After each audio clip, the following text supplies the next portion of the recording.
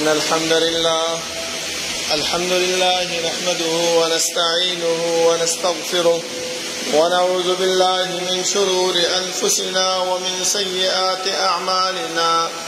من يهده الله فلا مضل له ومن يضلل فلا هادي له، وأشهد أن لا إله إلا الله وحده لا شريك له، وأشهد أن محمدا عبده ورسوله. يا أيها الذين آمنوا اتقوا الله حق تقاته ولا تموتن إلا وأنتم مسلمون.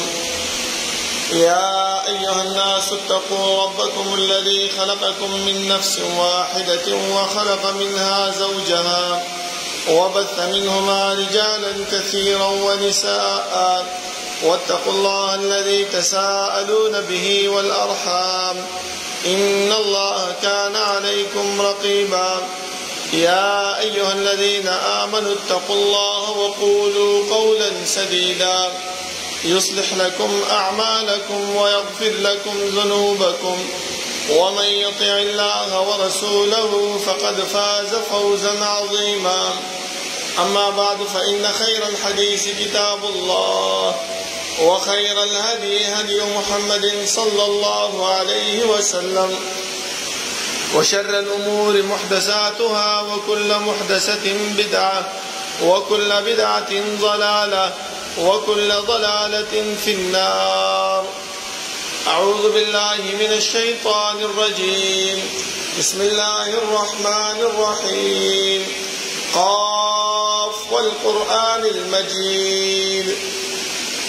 بل عجبوا أن جاءهم منذر منهم فقال الكافرون هذا شيء عجيب، أإذا متنا وكنا ترابا ذلك رجع بعيد. قد علمنا ما تنقص الأرض منهم وعندنا كتاب حفيظ. بل كذبوا بالحق لما جاءهم فهم في أمر مريج. أفلم ينظروا إلى السماء فوقهم كيف بنيناها وزيناها وما لها من فروج. والأرض مددناها وألقينا فيها رواسي وأنبتنا فيها من كل زوج بهيج، تبصرة وذكرى لكل عبد منيب. ونزلنا من السماء ماء مباركا فأنبتنا به جنات وحب الحصيد، والنخل باسقات لها طلع نضيد، رزقا للعباد، وأحيينا به بلدة ميتا كذلك الخروج.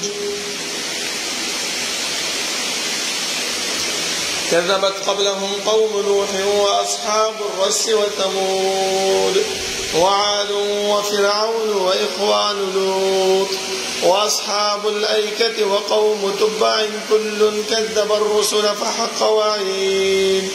أفعينا بالخلق الأول بل هم في لبس من خلق جديد. ولقد خلقنا الإنسان ونعلم ما توسوس به نفسه ونحن أقرب إليه من حبل الوريد. إذ يتلقى المتلقيان عن اليمين وعن الشمال قعيد. ما يلفظ من قول إلا لديه رقيب عتيد. وجاءت سكرة الموت بالحق ذلك ما كنت منه تحيد. ونفخ في الصور ذلك يوم الوعيد. وجاءت كل نفس معها سائق وشهيد. لقد كنت في غفلة من هذا فكشفنا عنك غطاءك فبصرك اليوم حديد. وقال قرينه هذا ما لدي عتيد. ألقيا في جهنم كل كفار عنيد مناع للخير معتد مريب. الذي جعل مع الله إلها آخر فألقياه في العذاب الشديد. قال قرينه ربنا ما أطغيته ولكن كان في ضلال بعيد. قال لا تختصموا لدي وقد قدمت إليكم بالوعيد. ما يبدل القول لدي وما أنا بظلام للعبيد. يوم نقول لجهنم هل امتلأت وتقول هل من مزيد. وأزلفت الجنة للمتقين غير بعيد هذا ما توعدون لكل أواب حفيظ من خشي الرحمن بالغيب وجاء بقلب منيب ادخلوها بسلام ذلك يوم الخلود لهم ما يشاءون فيها ولدينا مزيد. وكم أهلكنا قبلهم من قرن هم أشد منهم بطشا فنقبوا في البلاد هل من محيص. إن في ذلك لذكرى لمن كان له قلب أو ألقى السمع وهو شهيد. ولقد خلقنا السماوات والأرض وما بينهما في 6 أيام وما مسنا من لغوب فاصبر على ما يقولون وسبح بحمد ربك قبل طلوع الشمس وقبل الغروب ومن الليل فسبحه وأدبار السجود واستمع يوم ينادي المناد من مكان قريب يوم يسمعون الصيحة بالحق ذلك يوم الخروج إنا نحن نحيي ونميت وإلينا المصير يوم تشقق الأرض عنهم سراعا ذلك حشر علينا يسير نحن أعلم بما يقولون وما أنت عليهم بجبار فذكر بالقرآن من يخاف وعيد. اللهم صل على محمد وعلى آل محمد كما صليت على إبراهيم وعلى آل إبراهيم إنك حميد مجيد. اللهم بارك على محمد وعلى آل محمد كما باركت على إبراهيم وعلى آل إبراهيم إنك حميد مجيد.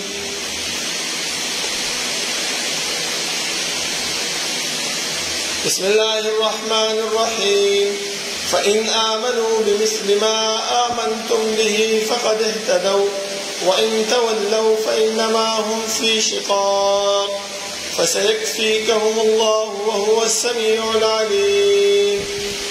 الله رب العالمين أحكم الحاكمين دطول بادشاہ دطول زبردست ها رب العالمین سے تمام کائنات خالق و مالک دے ها اللہ سے تمام کائنات متصرف و منتظم دے ها رب العالمین سے داغی بصفات کی و صفت فعال لما يريد دے رب العالمین سے سکے سوق چکے سرنگ چکے چاسر چکے کولے شی دا اللہ رب العالمین نسو تپوس و پختن شی کولے خدا اللہ رب العالمین بصفات کی و صفت دا ہم دے چی وهم يسألون دا مکلف مخلوقات چہر سمر دی خواہ انبیاء دی او تو امت دے خواہ باچاہان دی او کرعیہ دا خواہ مالدار دی او تو غریب دے دا ہر یو فرد نبا اللہ رب العالمین تپوس و پختن کے زما محترمو دا اللہ رب العالمین دا تپوس و دا پختنا دا پدی خبر بانے دلالت نکے چی من پدی دنیا کی کم کار و کم عمل کو دا اللہ رب العالمین تا پتہ نشتا نظم محترم بلکہ اللہ رب العالمین خپل فرمائے چی وللہ ملک السماوات والارض وان تبدوا ما فی انفسکم او تخفوه یحاسبکم به اللہ اللہ رب العالمین سرد آسمانون و نظم کی بادشاہی دا کم اعمال جتا سفکارا کوئی و کم اعمال جتا سپڑ کوئی ندی مبارک با اللہ رب العالمین تاسنا تپوس و پختنا کئی دا تپوس و دا پختنا دا پدی وجبان کئی چی دا دنیای دا ماحول لازمہ محترمو چی کلا کم یو انسان کم عملو کی کم جرمو کی سمدستی دا آغا جرم و دا آغا کارنا منکر کی گئی اللہ رب العالمین کرامن کاتبین ہم منسا مقرر کری دی دا زمان دا خلین بستر شوی ہر یو عمل آغا خپل دی عمل نامت زمان دا پارا لکی چی سبا کم عمل نا منکر کی گو چی آغا اللہ رب العالمین منتا آغا عمل نامہ مخت کی دی اور آتا ہوئے چھے انسان ہو گورا تاچ پا دنیا کی 50 کالا شپیتا کالا سلویخ کالا عمر تیر کرو پا ہاں عمر کی تا دادا گناہونا کری دی دادا صحیح خبری نکری دی اور دادا بڑی خبری نکری دی جب من اللہ رب العالمین مخت انکار ہون نشو کولے اور صرف یو ارمان بکو چمال هذا الكتاب لا يغادر صغيرة ولا كبيرة إلا أحصاها بیا عمل نامې له څه چل شوی دی چې زما نه وړه ګناه یې پرې خلاف نه غټه ګناه پرې خلاف بلکې ټول اعمال او ټول ګناهونه یې په دې کې راجمع کړي دي. زما محترمو د الله رب العالمین لکونه او کروڑونه رحمتونه په جناب محمد رسول الله صلی الله علیه وسلم باندې چې هغه موږ ته د الله رب العالمین ذات او صفات د الله رب العالمین اسماء او احکام د الله رب العالمین د وحدانیت طریقې راته وښودلې او هغه لارې او هغه طریقې هم راته وښودلې چې په هغې باندې عمل کولو سره موږ د رب العالمین رضا او جنت پې حاصلولی شو او هغه لارې او هغه طریقې هم راته وښودلې چې د هغې نه په اجتناب سره موږ د الله رب العالمین د قهر او د غضب نه بچ کېږو. زما محترمو الله رب العالمین چې موږ دې دنیا کې پیدا کړي یو نو زموږ د پیدایش مقصد هغه مهمل او بیکاره نه و بلکې الله رب العالمین موږ د څه مقصد دپاره د دنیا ته رالیږلي یو چې هغه مقصد الله رب العالمین موږ ته خپله په قرآن کریم کې بیان کړی دی چې وما خلقت الجن والانس الا لیعبدون ما دا انسانان او پیریان نه دي پیدا کړي مګر خپل عبادت دپاره. زما محترمو اوس د انسان په زړه کې به دا سوال راځي چې آیا دا عبادت موږ څومره وکړو د چا په طریقه باندې وکړو. د الله رب العالمین دغه اشکال او دغه سوال د ختمولو دپاره هم موږ ته په قرآن کریم کې جواب راکړی دی. الله رب العالمین چې کله آدم علیه السلام دنیا ته راولېږلو نو ورته یې وفرمایل چې قلنا اهبطوا بعضکم لبعض عدو ولکم فی الارض مستقر ومتاع الی حین. ای آدم علیه السلام دنیا ته کوشه او یو بل سره به دشمني به کوئ تاسو او دا دنیا دا د سامان او د فایدې د حاصلولو ځای دی خو بیا زما خواله به راځئ کوم ژوند هم چې دنیا کې تېر کړی و د هغه ژوند په باره کې به زه تاسو ته تپوس او پوښتنه کومه خو یو خبره یاد وساته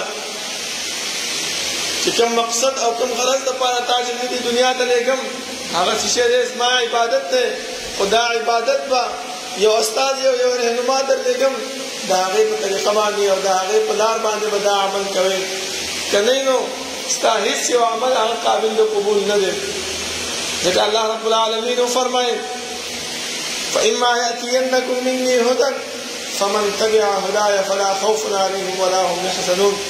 زما طرف نه به استاد یو قائد به درځي ته به د هغې تابعداري کوې د هغې خبره به منې نو هله به ته کامیاب یې او هله به ته بېغمه به یې غم به درسره نه وي. زما محترمو ځکه الله رب العالمین بار بار موږ ته د رسول الله صلی الله علیه وسلم د تابعدارۍ او د رسول الله صلی الله علیه وسلم د اطاعت ذکر راته کړی دی تر دې پورې چې کله یو انسان په دنیا کې وخت تېروي او چا سره چې مینه او محبت وي چا سره چې زړه لګېدلی وي نو هر ځای کې د هغه انسان تذکره کوي هر ځای کې د هغه انسان خواله بیانوي خو که مد مقابل یو کس چې کوم کس سره دا مینه او محبت ساتي د هغې بدي بیان کړي د هغې غیبت وکړي نو دا انسان ړوند هم شي او کوڼ هم شي د هغه انسان غیبت هغه نشي برداشت کولی. زما محترمو د دې د وجې نه الله رب العالمین د رسول الله صلی الله علیه وسلم تابعداري او اطاعت هغه خپل اطاعت خپل تابعداري بیان کړه چې ومن یطیع الرسول فقد اطاع الله. چا چې د پیغمبر صلی الله علیه وسلم اطاعت وکړو دا داسې شو لکه چې زما تابعداري او زما بندګي کړې وي. د دې نه بعد زما محترمو الله رب العالمین هم دا وفرمایل چې کوم انسانانو د پیغمبر تابعداري کړې ده نو الله رب العالمین د هغه کسانو سره دی او انعام کوي الله رب العالمین د دغه انسانانو سره مرتبه څه ورکوي عزت څه ورکوي فائدہ او نتیجه څه ورکوي د رسول الله صلی الله علیه وسلم د تابعداري. ځکه د یو انسان په زړه کې به دا سوال راځي چې یاره زه اطاعت او تابعداري به د پیغمبر وکړم ما ته به څه میلاویږي نو الله فرمایي انعم الله عليهم من النبيين والصديقين والشهداء والصالحين وحسن اولئك رفيقا. الله رب العالمین به د نیکانو سره د انبیاو سره د شهداو د نیکو خلکو سره به د مرتبه برابره کړي او دا ډېر خیسته مرتبه د الله رب العالمین په نیز باندې. دا خو لا پرېږده، الله رب العالمین فرمایي چې کوم انسان دا غواړي چې الله رب العالمین داسې انسان سره مینه او محبت وکړي، نو هغه دې څه وکړي؟ فتبعوني، د دې پیغمبر تابعداري دې وکړي، نو الله رب العالمین به د دې انسان سره مینه او محبت شروع کړي. اوس دغه پیغمبر په دې دنیا کې نشته، هغه الله رب العالمین اوچت کړی دی، الله رب العالمین طرف ته تللی دی، خو د هغې سنت، د هغې احادیث، د هغې عمل، د هغې اقوال، د هغې افعال، هغه زموږ دپاره رهنمایي باقي ده. او د دې پورې چې رسول الله صلی الله علیه وسلم وفرمایي چې کله تاسو منځ کې اختلاف راځي نو بیا تاسو څه وکړئ؟ زما صحابه کرام د هغو تابعداري شروع کړئ، د هغو په لار باندې روان شئ. دا خو د رسول الله صلی الله علیه وسلم د طرف نه موږ ته حکم و. الله رب العالمین هم موږ ته د صحابه په باره کې فرمایي فإن آمنوا بمثل ما آمنتم به فقد اهتدوا. ای امته که چېرته تاسو د دې صحابو په شانتې عمل شروع کړو، د دې په نقش قدم باندې روان شئ، دوی چې کومه تابعداري کړې وه، دوی چې کوم اطاعت کړی وه، دوی چې کومه فرمانبرداري کړې وه، د هغې په لار باندې روان شئ، نو فقد اهتدوا، تاسو به په هدایت کې شئ. وإن تولوا، که چېرته تاسو دې نه واورېدئ، اعراض هم وکړو، د دې صحابو په لار باندې روان نه شوئ، نو فإنما هم فی شقاق، تاسو په بدبختۍ سره یې زما محترمه. الله رب العالمین د دې صحابو د لرې کېدو نه، د دې د اعمالو د لرې کېدو نه انسان بدبختۍ طرف ته روانوي، چې دا انسان الله فرمایي چې شی دی بدبخته دی. بیا د هغه وخت زمانې منافقین، د هغه وخت زمانې بعضې خلک چې هغه به د صحابه کرامو سره بغض ساتلو، د صحابه کرامو سره به حسد ساتلو، هغه به څه شی کولو؟ د دې صحابه کرامو د تابعدارۍ، د دې په نقش قدم تلو باندې خلک به یې منې کول، قسمه قسم القابات به یې دوی له ورکول، خو د هر یو لقب او د هر یو خبرې جواب الله رب العالمین هغه کړی دی چې نه، دا صحابه کرام دا د رسول الله صلی الله علیه وسلم ملګري، دا زموږ د دین پیشوان دي، دا زموږ د دین امامان دي، دا زموږ د دین رهبران دي. دوی چې کوم کار کړی دی، کوم عمل کړی دی، کوم کار یې کړی دی، په هغې باندې روان شي، نو الله رب العالمین به تاسو هم په سمه لار باندې روان کړي. ځکه یو منافقینو ټولو کې اولنی الزام چې لګولی و، هغه څه لګولی و چې وإذا قیل لهم آمنوا کما آمن الناس قالوا أنؤمن كما آمن السفهاء. اولنی الزام چې لګولی هغه څه د قمقلتیا لګولی و چې یاره دا خلک قمقل دي، نه پوهېږي دې پیغمبر سره څه شی دي، نه ورسره مال شته، نه ورسره دولت شته، نه ورسره جاه و جلال شته، او دا غریب خلک دي روان دي، د دې تابعداري کوي، د دې سړي خبره مني، دا خو قمقل دي، نه پوهېږي. موږ ته وګوره، الله رب العالمین عزت را کړی دی، الله رب العالمین جاه و جلال را کړی دی، الله رب العالمین لویه مرتبه را کړې ده. دا د مکې څونه خلک چې دي دا زموږ تابع دي، زموږ خبره مني. الله رب العالمین سمدستي د هغې جواب وکړو، بل چا ته جواب پرې نه خوستو چې یاره انسانه ته جواب وکړه، یاره پیغمبره ته جواب وکړه، نه الله سمدستي وایي چې الا انهم هم السفهاء، دغه خپله قمقل دي. څه باندې قمقل دي؟ چې د الله رب العالمین دین، د الله رب العالمین شریعت دوی ته راوړلی شوی دی، دوی پرې عمل نه کوي، دوی د جهنم د اور نه ځان نه بچ کوي. او چې کوم خلک د جهنم د اور نه ځان بچ کوي، د الله د رسول صلی الله علیه وسلم تابعداري کوي، د هغه خلکو په باره کې دوی دا وایي چې دا قمقل دی، دوی هېڅ قدر قمقل نه دی زما محترمو. بیا دوی څه وکړل؟ دوی دغه خبره شروع کړه چې الله جواب وکړه چې قمقل خو نه دي. دوی بیا بله حربه استعماله کړه د دې صحابو د کمزوري کولو دپاره، د دې صحابو د خبرو د نه منلو دپاره، د دې صحابو په نقش قدم باندې نه تلو دپاره. دوی څه وکړه؟ دوی صحابو خواله به راته، دوی سره به یې ګپ شپ لګوو، دوی ته به یې دا ظاهرول چې موږ ستاسو ملګري یو، خو چې کله به خپلو ملګرو خواله لاړل نو څه به ورته ویل انا معکم انما نحن مستهزئون خو ستاسو ملګري یو خو موږ د دې صحابو څه کوو ټوکې به پورې کوو د هغوی مسخرې کوو د هغې پسې لګیا یو نو الله رب العالمین د دې جواب وکړو چې الله یستهزئ بهم الله به دوی سره ټوکې وکړي د قیامت په ورځ باندې بل ځکه الله رب العالمین وفرمایل چې هغه ټوکې څنګه دي د هغې تشریح الله رب العالمین کړې ده په سورة حدید کې الله رب العالمین فرمایي چې یوم یقول المنافقون والمنافقات للذین آمنوا انظرونا نقتبس من نورکم چې کله د قیامت په ورځ باندې دوی روان وي د مؤمنانو سره ځکه دا منافق دا په یو قسم د مؤمن دی ځان په ظاهره کې مسلمان ښودلی دی او په باطنه کې دا شرک کافر دی الله رب العالمین هغه استهزاء چې دوی سره کوي نقتبس من نورکم قیل ارجعوا وراءکم فالتمسوا نورا الله رب العالمین به د مؤمنانو او د منافقینو په منځ کې به یو دیوال ولګوي دی ورته وایي چې ودرېږئ چېرته روان یې دا رڼا موږ له هم راکړئ دا مؤمنان به ورته وایي چې فلتمسوا نورا لاړ شئ وروسته لاړ شئ او ځان دپاره څه ولټوئ رڼا ولټوئ دا کوم دنیا کې تاسو کوم اعمال کول هغه اعمال راوړئ چې هغه رڼا ستاسو دپاره دغه شي دلته وګوره الله رب العالمین چې د مؤمنانو سره روان دي او الله رب العالمین دی وروسته کړه د څه د وجې نه هغه استهزاء چې دوی د صحابه کرامو سره په دنیا کې کړې وه الله رب العالمین به ورسره په قیامت کې وکړي اوس دغه خبره موږ د خپل ګریوان کې سوچ وکړو که چېرته موږ په دې دنیا کې د صحابه کرامو پسې خبرې کوو د هغو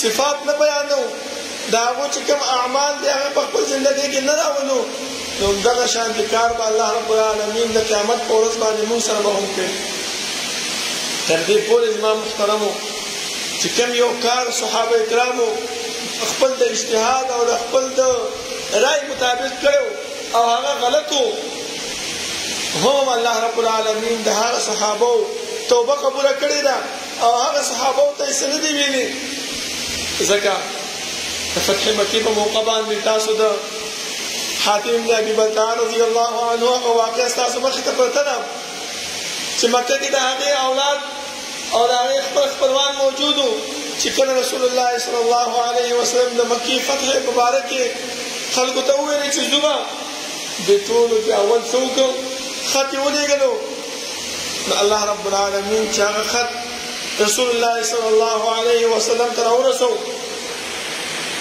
نو رسول الله صلی الله علیه وسلم دغه صحابي راوغوښتو او ورته یې وفرمایل چې دا دې ولې وکړو دا صحابي فرمایي چې د الله رسوله په ما په کار باندې زما په فیصله باندې جلدي مه کوه ما دا کار د دې د وجې نه دی کړی چې زه منافق یم ما دا کار د دې د وجې نه دی کړی چې ما مرتد شوی یم د دین اسلام نه اورېدلی یم بلکې داسې معامله وه زما هلته قوم قبیله موجود وه زما خپل خپلوان نه وو بچي مې صرف وو ما ویل چې د دیو د فتح خبر ورکم او دیو زما د دې بچو خیال وساتي عمر رضی الله عنه هغه جلالي صحابي او سمدستي راپاڅېدو او ویې فرمایل چې د الله رسوله ما له اجازت راکړه چې زه د دې منافق دا څټ ووامه نو الله رسول صلی الله علیه وسلم څه وفرمایل چې عمر تا ته پته نشته دا بدري صحابي دی او الله رب العالمین د بدر والاو په باره کې فرمایي چې اعملوا ما شئتم فقد غفرت لكم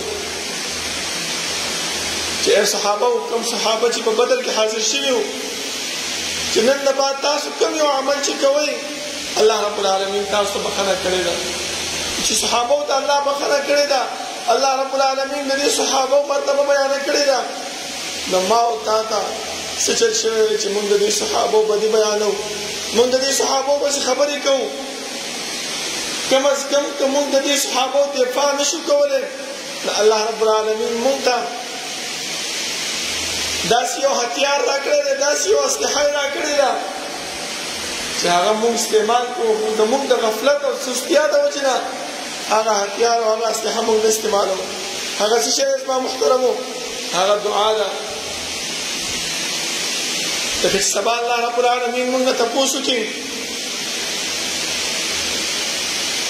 ستا په ځای کې ستا په ملک کې د صحابه کرامو بې عزتي کېدله، د صحابه کرامو پسې بد رد ویل کېدل، تا څه کړي وو؟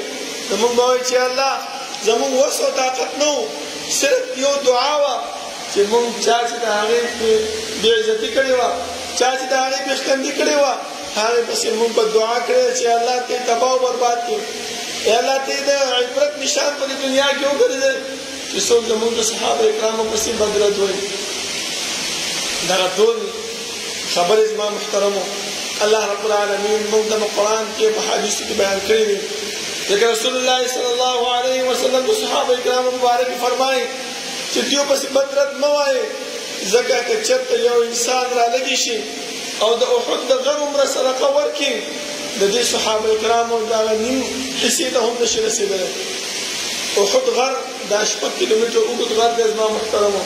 که دومره سره زره هم الله د الله په لاره کې ورکړي، خو د دې صحابه کرامو هغه صفت او د دې صحابه کرامو هغه خواله ته نشي رسېدلی زما محترمو. نو چې نشي رسېدلی او زموږ طاقت هم نشته دی، زموږ په زړونو کې ارزو او تمنا شته دی چې موږ د دې په لار باندې روان شو. اوس څه کولی شو زما محترمو؟ دعا کولی شو. صرف دا دعا داسې یو کار دی چې الله رب العالمین سمدستي هغه خپل دربار کې قبلوي او خپل طرف ته انسان رابلي. زما محترمو پکار دا دی چې موږ د دې دعا نه کار واخلو او د دې صحابه کرامو په نقش قدم باندې روان شو او دیو چې کوم کارونه کوم اعمال موږ ته پرېښي دي په هغه کار او په هغه عمل باندې موږ خپل زندګي تېره کړو، خپل طرز حیات په هغې باندې روان کړو. زما محترمو که نه نو کامیابي هغه د موږ مقدر نه ګرځېږي. ځکه الله رب العالمین لکه چې څنګه وفرمایل چې فإن آمنوا بمثل ما آمنتم به فقد اهتدوا. که چېرته تاسو د رسول الله صلی الله علیه وسلم د دې صحابو په نقش قدم باندې د دیو په اعمالو باندې د دیو په کار باندې روان شئ، دیو چې څرنګه عمل کړی او څرنګه کار یې کړی او په هغې باندې روان شئ، نو فقد اهتدوا، تاسو به هدایت مونده کړئ. او چې کوم انسان هدایت غواړي که تاسو وګورئ د صحابه کرامو مبارک عمر رضی الله عنه چې کله په هغې باندې د خنجر ګزار وشو، سمدستي حذیفه بن الیمان رضی الله عنه هغه رابلي، هغه ته اواز کړي چې راشي دې خوا چې ته د رسول الله صلی الله علیه وسلم رازدار وې. دا راته ووایه چې پیغمبر صلی الله علیه وسلم زما نوم په منافقینو کې خو نه دی تا ته ښودلی. هغه ورته وایي چې دا څنګه کېدلی شي، زه دا راز زه چاته نه ښیم. بیا ورته حذیفه بن الیمان رضی الله عنه فرمایي چې نه، رسول الله صلی الله علیه وسلم ستا نوم په منافقینو کې ماته نه دی ښودلی. دا ولې زما محترمو دا هغه اعمالو چې د قیامت فکر او د قیامت سوچ د دې صحابو سره موجود و. ځکه الله رب العالمین مونږ ته د دې په لار باندې د تلو حکم کړی دی. مونږ ته دا ویلي دي چې تاسو د هدایت مونده کوئ نو دې پسې روان شئ. الله رب العالمین دعا ده چې الله رب العالمین د عمل کولو توفیق راکړي او الله رب العالمین دې موږ د صحابو په نقش قدم باندې روان کړي او الله رب العالمین دې چې کوم اعمال کړي دي هغه اعمال زموږ په زندګۍ کې راولي. اقول قولي هذا واستغفر الله لي ولكم ولسائر المسلمين.